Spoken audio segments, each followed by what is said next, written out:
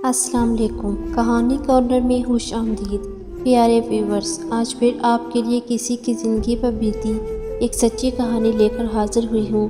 چلیں اپنی کہانی شروع کرتے ہیں۔ والد صاحب پرائمری اسکول کے ٹیچر تھے۔ ان کی ملازمت کو 3 سال کا عرصہ ہوا تھا کہ ان کی شادی ہو گئی۔ والدہ کھاتے پیتے گھرانے سے تعلق رکھتی تھی، جبکہ والد صاحب کا تعلق ایک غریب دیہاتی گھرانے سے تھا۔ تبھی ابا کی سوچ بھی کچھ گاؤں والوں کے ماحول سے مطابقت رکھتی تھی۔ اماں اپنی جیون ساتھی کے برعکس تھیں۔ یہی وجہ تھی کہ وہ ابا کو ہر بات پر دیہاتی ہونے کا طعنہ دیتی تھی۔ کچھ عرصہ تو برداشت کیا، مگر رفتہ رفتہ وہ بھی بیوی کے ان طعنوں کا جواب دینے لگے۔ اب لڑائی جھگڑا معمول بن گیا۔ اسی دوران ماں نے مجھے جنم دیا۔ میں نہایت گوری چٹی، خوبصورت اور معصوم سی تھی، مگر دادی نے اس کا رنگ گود میں نہ لیا کہ ان کو امید تھی پوتا ہوگا۔ بھلا اس میں اماں کا کیا قصور؟ یہ تو اللہ کی مرضی تھی۔ خیر، والد صاحب نے ماں کو سمجھایا۔ ان کے سمجھانے سے دادی چپ ہو گئی۔ اصل پھوٹ تو اس وقت پڑی جب میری ماں نے یکے بعد دیگرے بیٹیوں کی لائن لگا دی۔ والد صاحب دیہاتی صحیح مگر پڑھے لکھے تھے۔ وہ ہم چاروں بہنوں سے بہت پیار کرتے تھے۔ دادی سے بھی کہتے، اماں ان معصوموں کو کچھ مت کہا کرو، ورنہ اللہ ہم سے ناراض ہو جائے گا۔ ان کی شادیاں بھی تو کرنی ہے اور تم ایک معمولی ٹیچر ہو۔ دادی جواب دیتی، تو کیا ان کو ڈانٹ ڈپٹ میں رکھنے سے ان کے نصیب سنور جائیں گے؟ یہ تو اللہ کی رحمتیں ہیں، بس ان کے لیے دعا کیا کرو۔ سب سے بڑی میں تھی۔ جب سے میں پیدا ہوئی گھر میں جھگڑا ہی دیکھ رہی تھی، کبھی اماں ابا میں، کبھی دادی کا میری ماں کے ساتھ، اور کبھی پھپھیاں استرین چڑھانے لڑنے پہنچ جاتی۔ ماں کو اپنے گھر کے ماحول سے اتنی نفرت تھی کہ وہ ہر وقت افسردہ اور آدم بزار رہنے لگی تھی۔ کبھی کبھی ہم بیٹیاں بھی ان کے اس چڑچڑے پن کی لپیٹ میں آ جاتی۔ ظاہر ہے میرے حساس ذہن نے ان حالات کا بہت اثر لیا۔ جی چاہتا تھا کہ کہیں بھاگ جاؤں۔ لڑائی جھگڑے کا خوف تو بہت بچپن سے میرے دل میں بیٹھ گیا تھا۔ جو شعور آنے لگا، دن بدن احساس اور خاموش رہنے لگی۔ پڑھائی میں بھی دل نہیں لگتا تھا۔ یوں میں بھی ذہین نہ تھی۔ شاید یہی وجہ ہوگی کہ والدین نے 8ویں کے بعد اسکول سے اٹھا لیا تھا۔ ماں کی خواہش کے باوجود میں میٹرک نہ کر سکی۔ اسکول چھوڑا تو گھر کی ذمہ داریاں میرے سر پر آ گئیں۔ دن بھر خاموشی سے کام میں لگی رہتی، کسی سے بات چیت اور نہ ہنسی مذاق، ہر وقت یہی خوف ذہن پر سوار رہتا، نہ جانے کیا ہونے والا ہے۔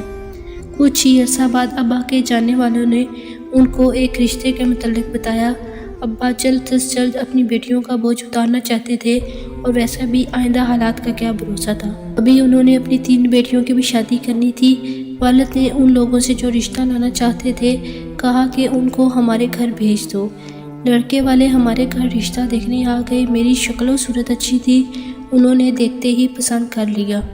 اماں سے کہنے لگے، ہمیں صرف اچھی سیرت والی بہو چاہیے جو سلیقہ شاہار ہو اور کھانا پکانا جانتی ہو۔ اس سے زیادہ ہم کو کچھ نہیں چاہیے۔ اس بات کی تو آپ بالکل فکر نہ کریں، میری ماں نے جواب دیا۔ میری بیٹی نیک سیرت اور گھریلو کام کاج میں طاق ہے۔ بس ایک کمی ہے کہ چالاک اور زمانہ ساز نہیں ہے، زمانے کی باریکیوں کو نہیں سمجھتی۔ یہ تو اچھی بات ہے، ہمیں بھی ایسی ہی بہو چاہیے جو چالاک نہ ہو، بس سیدھی سادی ہو۔ اسی وقت رشتہ پکا ہو گیا اور 2 ماہ بعد میری شادی ہو گئی۔ پہلے دونوں نے مجھے بہت پیار دیا، پھر ان کے اصلی چہرے میرے سامنے آنے لگے۔ پہلی ہی رات پیار و محبت کی باتیں کرنے کی بجائے میرے دلہا نے ایسی باتیں کی جو کچھ فلسفیانہ قسم کی تھیں، میری سمجھ میں نہیں آئیں۔ میں ہاں میں جواب دیتی رہی۔ انہوں نے کہا، میں سمجھ گیا ہوں کہ تم تو نہ صرف کم پڑھی لکھی ہو، بلکہ تم میں تو سوجھ بوجھ کی بھی کمی ہے۔ ہماری اماں اپنے لیے خدمت گار بہو چاہتی تھی، لہٰذا ان کو مل گئی ہے۔ تم میں تو معمولی موضوع پر بات کرنے کی اہلیت نہیں ہے۔ میں تم سے خوش رہوں نہ رہوں، میری ماں تمہارے ساتھ بہت خوش رہیں گی۔ گویا شہاب نے پہلی رات مجھے قبول نہ کیا، باقاعدہ میرا انٹرویو لیا اور میں انٹرویو میں فیل ہو گئی۔ وہ ایسی بیوی چاہتے تھے جو ہر لحاظ سے ان کے برابر کی ہو، سوچ اور خیالات میں اور تعلیم و تہذب میں۔ وہ بہت پڑھے لکھے تھے، ان کی سوسائٹی بھی پڑھی لکھوں والی تھی۔ وہ چاہتے تھے میں ہر جگہ ان کے ساتھ جاؤں، مجھے ڈھنگ سے بات کرنا آتا ہو، پڑھی لکھی ہونے کے ساتھ سوشل بھی رہوں۔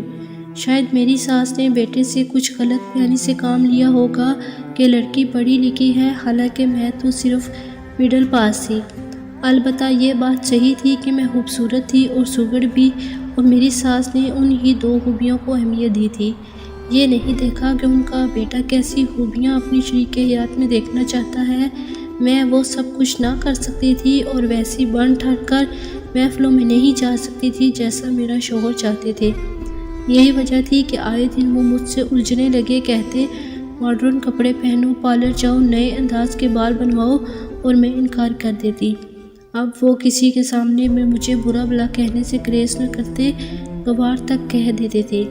جب شوہر بیوی کا ساتھ دینے والا نہ ہو تو لوگوں کو بھی ادھر ادھر کی باتیں کرنے کا موقع مل جاتا ہے۔ میں سسرال والوں کے ساتھ لاکھ اچھی سہی، لیکن شوہر کے رویوں کو دیکھتے ہوئے سسرال والوں کے دلوں میں میرے لیے کوئی مقام نہ رہا۔ وہ مجھے ہر وقت مختلف قسم کے طعنے دینے لگے۔ ہر وقت ان کی زبان پر میرے لیے یہ الفاظ ہوتے: ہمارا بیٹا اتنا خوبصورت، اچھی نوکری والا، پڑھا لکھا، جانے اس نے اپنی بیوی کے کیسے کیسے خواب دیکھے ہوں گے۔ اس نے تو فیصلہ ہم پر چھوڑا تھا، ہم ہی نے اس کی خواب کی، اس کے تمام ارمان مٹی میں ملا دیے۔ نندیں بھی ماں سے اب یہی کہنے لگی: جب ہمارا بھائی شادی سے خوش نہیں تو ایسی بیوی کس کام کی؟ ہمارا بس چلے تو ہم اپنے بھائی کی دوسری شادی کروا دیں۔ ان کی باتیں سن کر میں اندر ہی اندر کڑتی تھی، مگر کسی سے کچھ نہیں کہتی تھی، حتیٰ کہ اپنے والدین سے بھی اس بارے میں کبھی ذکر نہ کیا کہ ان کو تکلیف ہوگی۔ کچھ ہی عرصے کے بعد میں ایک خوبصورت بیٹے کی ماں بن گئی۔ میں نے اللہ کا لاکھ لاکھ شکر ادا کیا کہ اس نے مجھے بیٹے سے نوازا۔ کم از کم سسرال میں میرے پاؤں تو جمے۔ سال بعد بیٹی ہو گئی۔ اپنے بچوں کی پرورش میں میں نے کوئی کسر نہ اٹھا رکھی۔ اپنی طرف سے میں ان کی پرورش اچھے طریقے سے کر رہی تھی۔ ان کی طرف ہمہ وقت متوجہ رہتی اور اپنی جان ان پر نچھاور کرتی تھی۔ اس بار بھی میرے شوہر اور سسرال والے کہتے ان پڑھ ہے، کاش ہم پڑھی لکھی بہو لاتے۔ میں یہ سب اس لیے برداشت کر رہی تھی کہ ابھی میری 3 بہنوں کی شادیاں ہونی تھیں۔ نہیں چاہتی تھی کہ میری وجہ سے ان کا مستقبل خراب ہو۔ میں نے خود کو بدلنے کی کوشش کی کہ ویسی بن جاؤں جیسا میرا شوہر اور اس کے گھر والے مجھے دیکھنا چاہتے ہیں، مگر ناکام رہی۔ کافی حد تک حالات سے سمجھوتا کر لیا، لیکن انسان چلتا تو اپنی فطرت پر ہے۔ پھر میں نے خود کو حالات کے دھارے پر چھوڑ دیا۔ میں اپنی ماں کا حال دیکھ چکی تھی اور سبق حاصل کر چکی تھی کہ مقابلہ کرنے اور جواب دینے سے بہتر ہے کہ عورت چپ رہے۔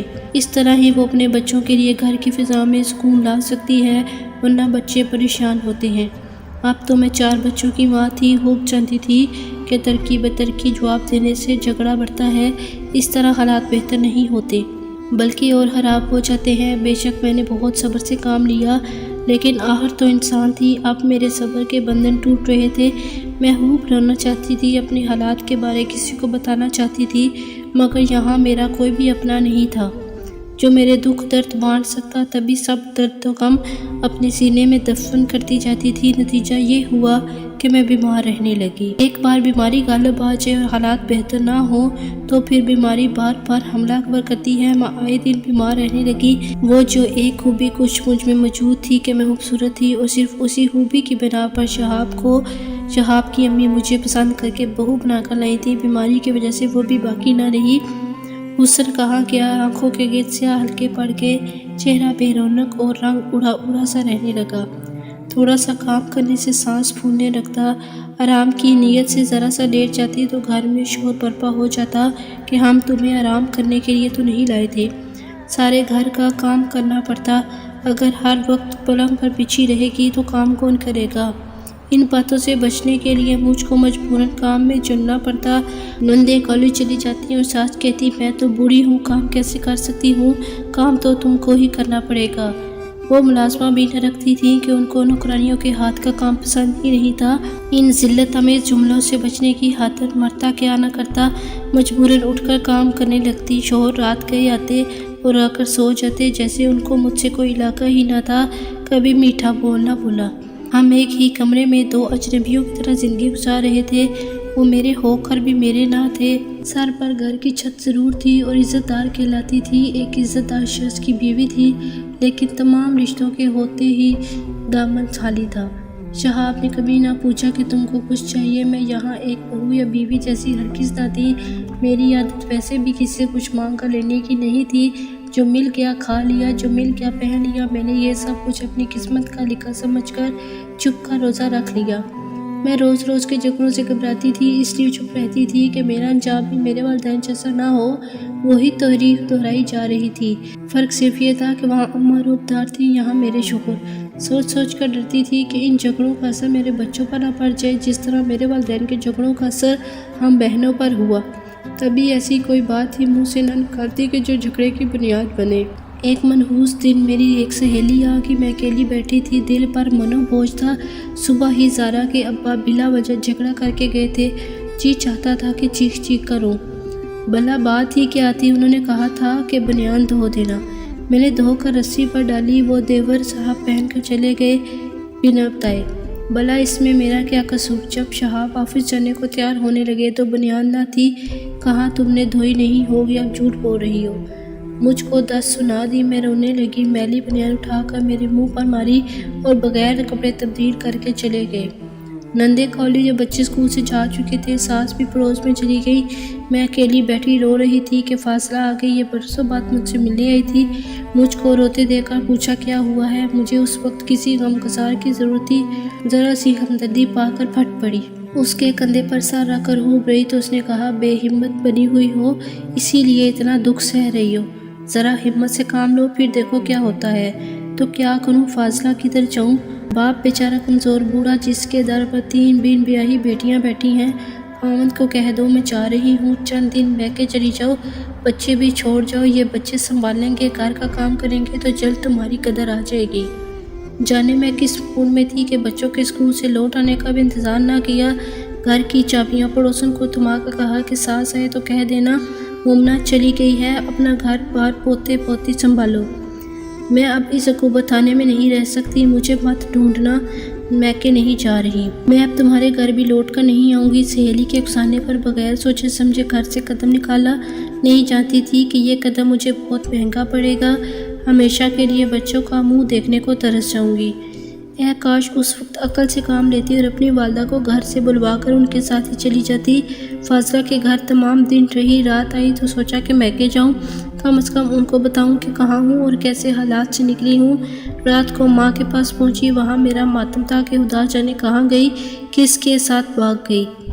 میں نے ماں سے کہا میں کسی کے ساتھ نہیں بھاگی، فاضلہ کے گھر تھی۔ ماں نے کہا اول تو گھر سے قدم نہیں نکالنا چاہیے تھا، اور اگر آنا ہی تھا تو مجھے فون کرتی، میں آ جاتی، گھر کی چابیاں میرے سامنے ساس کے حوالے کرتی۔ اب تو تجھ پر ہر 100 طرح طرح کے الزامات لگے گئے ہیں، وہ تو تھانے تیری گمشدگی کی اطلاع درج کرانے جا رہے ہیں کہ بہو ہمارے گھر سے نقدی اور زیورات بھی لے گئی ہے اور نہ جانے کس کے ساتھ گئی ہے۔ میں نے یہ سنا تو ہوش اڑ گئے، یہ تو سوچا بھی نہ تھا کہ ایسے بھی ہوتا ہے۔ ابا الگ حیران تھے کہ اب کیا کریں، فوراً بھاگے ہوئے گئے، میرے حامد کو بتایا کہ سہیلی کے گھر پر تھی، ہمارے گھر آ گئی ہے۔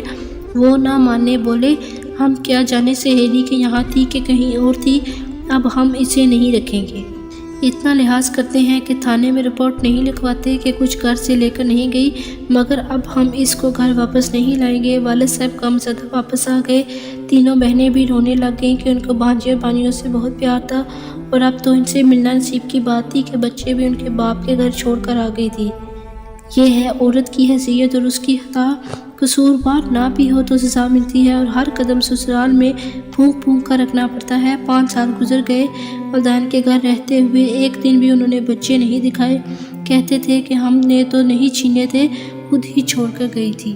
بچوں کی صورت دیکھنے کو ترس گئی، سب کہتے ہیں کہ بچے تو اب عدالت سے ملیں گے، وہ بھی کہتے ہیں ہاں عدالت کا دروازہ کھٹکھٹاؤ، عدالت تم کو بچے دیتی ہے تو ہم بھی دے دیں گے۔ میرا ان دنوں رونے سے کام تھا، بچوں کی یاد آتی تو کلیجہ منہ کو آنے لگتا، وہ میرے بغیر کیسے تیار ہو کر اسکول جاتے ہوں گے، کیا سوچتے ہوں گے کہ ان کی ماں کہاں چلی گئی، نہ جانے سسرال والے ان سے میرے بارے میں کیا کہتے ہوں گے، کیسی الٹی سیدھی باتیں ان کو میرے بارے میں بتاتے ہوں گے، کتنی اذیت ان کو ملی اور کتنی مجھے، پھر بھی حاصل کیا ہوا، اس سے تو وہی حالت اچھی تھی کہ اپنے گھر میں اپنے بچوں کے پاس تو تھی، بچے میری آنکھوں کے سامنے رہتے اور مجھے ان کے کام کر کے سکون ملتا تھا۔ اے کاش میں ہی کچھ اور صبر کر لیتی اور سہیلی کے اکسانے میں گھر نہ چھوڑتی۔ والد صاحب کہتے ہیں بیٹی صبر سے رہو، کسی دن شہاب کو خیال آئے گا تو آ کر لے جائے گا، ہم شریف لوگ ہیں، عدالت جائیں گے اور نہ ہی طلاق مانگیں گے۔ سنا ہے کہ ساس بیٹے کے لیے لڑکی ڈھونڈتی پھرتی ہیں، لیکن 4 بچوں کا سن کر لوگ پرے ہٹ جاتے ہیں۔ دن رات دعا کرتی ہوں کہ اللہ میرے دن پھیر دے، شہاب کو میرا خیال آ جائے اور وہ مجھے از خود لینے آ جائیں تاکہ میں اپنے بچوں میں جا کر آباد ہو جاؤں۔ سچ کہتی ہوں کہ بچوں کی جدائی بھی بہت تکلیف دہ ہوتی ہے۔ ان سے جدا رہ کر ماں کبھی سکون سے نہیں رہ سکتی۔ یہ ماں ہی ہے جو بچوں کی حفاظت کر سکتی ہے، اس لیے گھر سے قدم نکالتے وقت عورت کو 100 بار سوچنا چاہیے۔ ویورز، اگر آپ کو ہماری کہانی پسند آئی ہے تو اس کو لائک کیجئے، شیئر کیجئے اور کمنٹ سیکشن میں اپنی رائے کا اظہار ضرور کریں۔ اور اگر ابھی تک آپ نے ہمارا چینل کہانی کارنر سبسکرائب نہیں کیا تو اس کو لازمی سبسکرائب کریں اور ساتھ لگے بیل آئیکن کو بھی پریس کر لیں تاکہ آپ کو ہماری ہر نیو ویڈیو کی نوٹیفیکیشن بھی ٹائم پر ملتی رہے۔ اگلی ویڈیو تک اجازت دیجیے۔ اللہ حافظ۔